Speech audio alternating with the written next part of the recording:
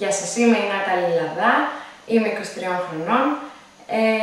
Ασχολούμαι τώρα πρόσφατα με το modeling, έχω τελειώσει αρχιτεκτονική και διακόσμηση εσωτερικών χώρων.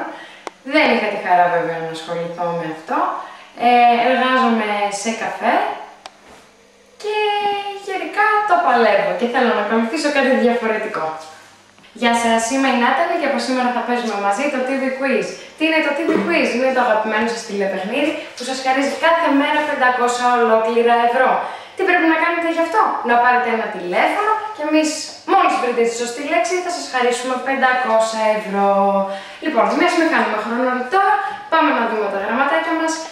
Για να δούμε, λοιπόν, λάμδα, όμικρον, γιώτα, ρο, όμικρον. Τι είναι αυτό? Εσείς που το βρήκατε θέλω να πάρετε τώρα τηλέφωνο και να μας πείτε τη λέξη. Μόλις μας πείτε τη σωστή λέξη, εμείς θα σας δώσουμε 500 ευρώ.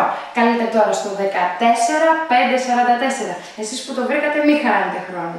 Εγώ τι μπορώ να κάνω? Να σας βοηθήσω λιγάκι. Ωραία, λοιπόν, για να σκεφτώ. Έχουμε στον τοίχο μας, στο χέρι μας, έχουμε στο γραφείο μας, στο κινητό μας. Και τι μας βοηθάει να κάνουμε αυτό? Να δούμε την ώρα. Ποιος δεν ενδιαφέρεται για την ώρα? Και εσείς λοιπόν που δεν ενδιαφέρεστε για την ώρα, εγώ ενδιαφέρομαι να σας δώσω τα 500 ευρώ.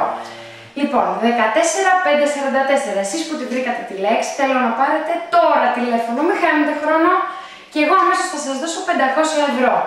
Λοιπόν, ωραία. Τι άλλο μπορώ να σας πω για να σας βοηθήσω?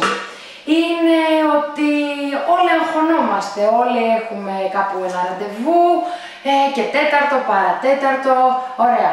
Τι κοιτάμε για να δούμε πού πρέπει να πάμε και τι ώρα πρέπει να πάμε? Αυτό. Λοιπόν, σας θέλω να πάρετε τώρα, 14544. Τώρα αμέσως θέλω να καλέσει κάποιος και εγώ θα σας δώσω γρήγορα τα 500 ευρώ.